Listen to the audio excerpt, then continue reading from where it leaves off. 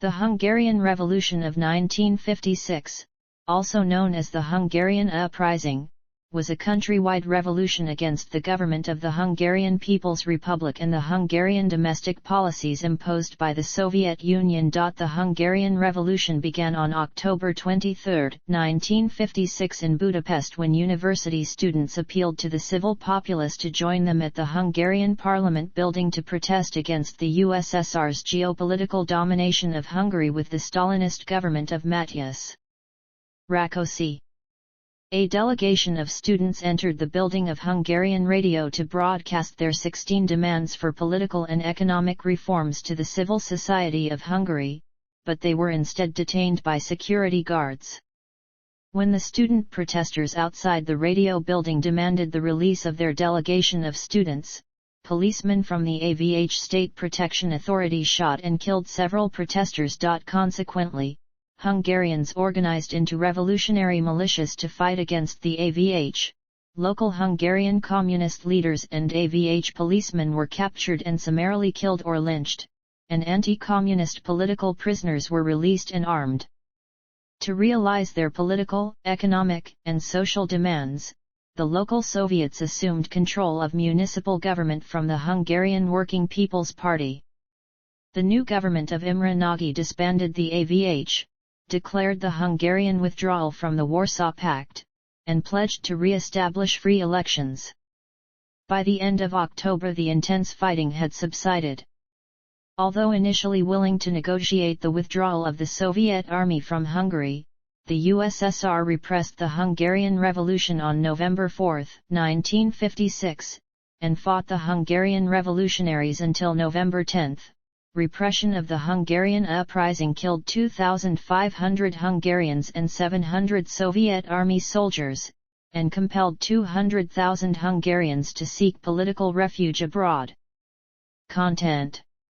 According to the three memoranda, Russia, the US and the UK confirmed their recognition of Belarus, Kazakhstan, and Ukraine becoming parties to the Treaty on the Non-Proliferation of Nuclear Weapons and effectively abandoning their nuclear arsenal to Russia, and that they agreed to the following. Respect the signatories' independence and sovereignty in the existing borders. Refrain from the threat or the use of force against the signatory. Refrain from economic coercion designed to subordinate to their own interest the exercise by the signatory of the rights inherent in its sovereignty and thus to secure advantages of any kind. Seek immediate Security Council action to provide assistance to the signatory if they should become a victim of an act of aggression or an object of a threat of aggression in which nuclear weapons are used. Refrain from the use of nuclear arms against the signatory.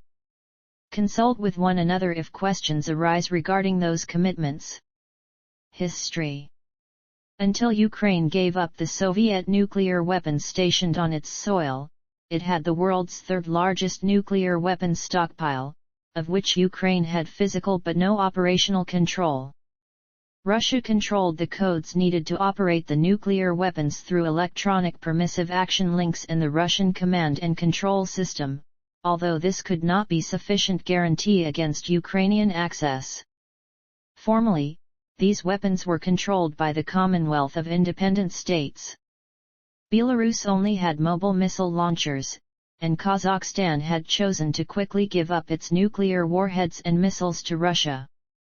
Ukraine went through a period of internal debate on their approach. Preliminaries. On May 23, 1992, Russia, the US, Belarus, Kazakhstan and Ukraine signed the Lisbon Protocol to the START I Treaty, ahead of ratifying the treaty later. The protocol committed Belarus, Kazakhstan, and Ukraine to adhere to the NPT as non-nuclear weapons states as soon as possible. However, the terms for the transfer of the nuclear warheads were not agreed, and some Ukrainian officials and parliamentarians started to discuss the possibility of retaining some of the modern Ukrainian-built RT-23 missiles and Soviet-built warheads. In 1993, 2 regiments of UR-100N missiles in Ukraine were withdrawn to storage because warhead components were past their operational life, and Ukraine's political leadership realized that Ukraine could not become a credible nuclear military force. as they could not maintain the warheads and ensure long-term nuclear safety.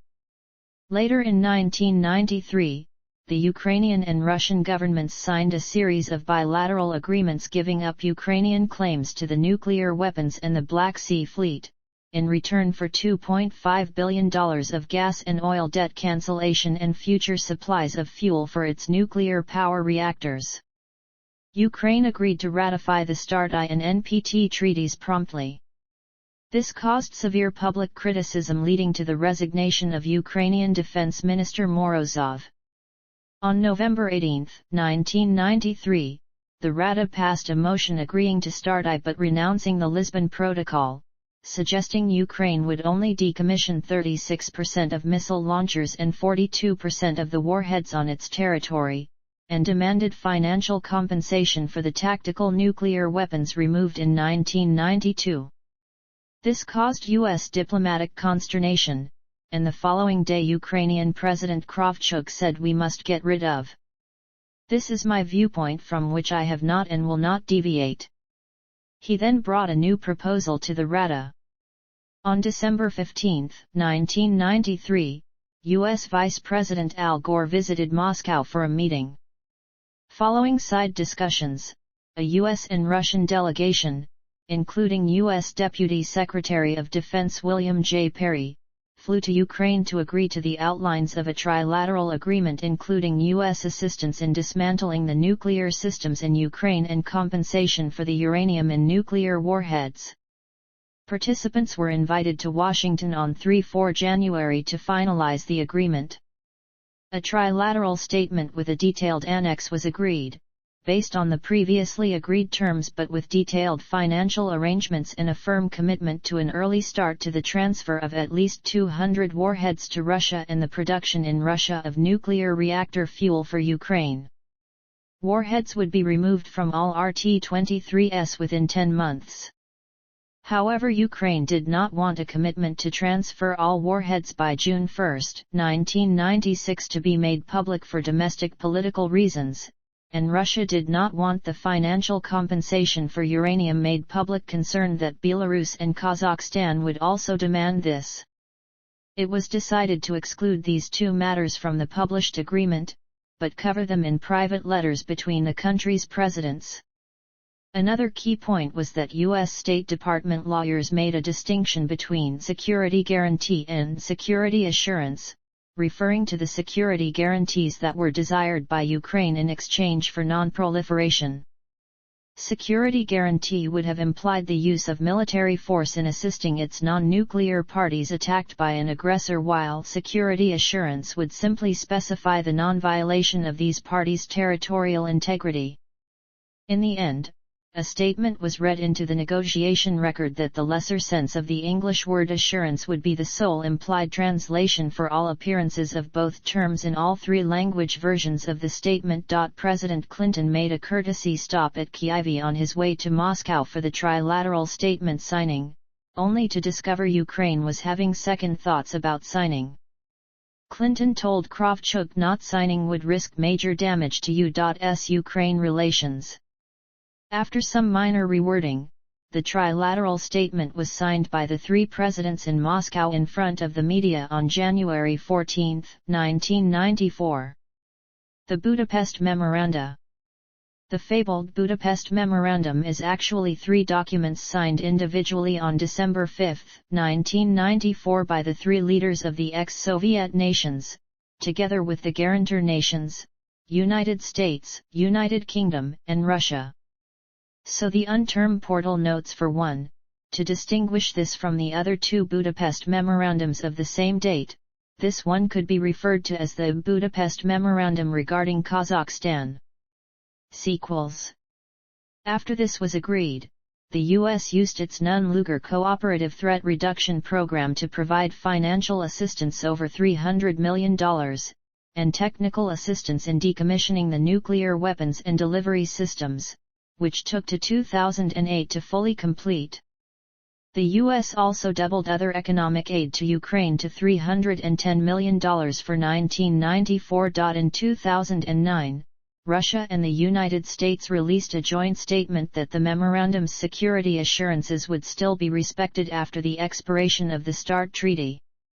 2013 Belarus sanctions. 2014 Russian annexation of Crimea. Kerch Strait incident.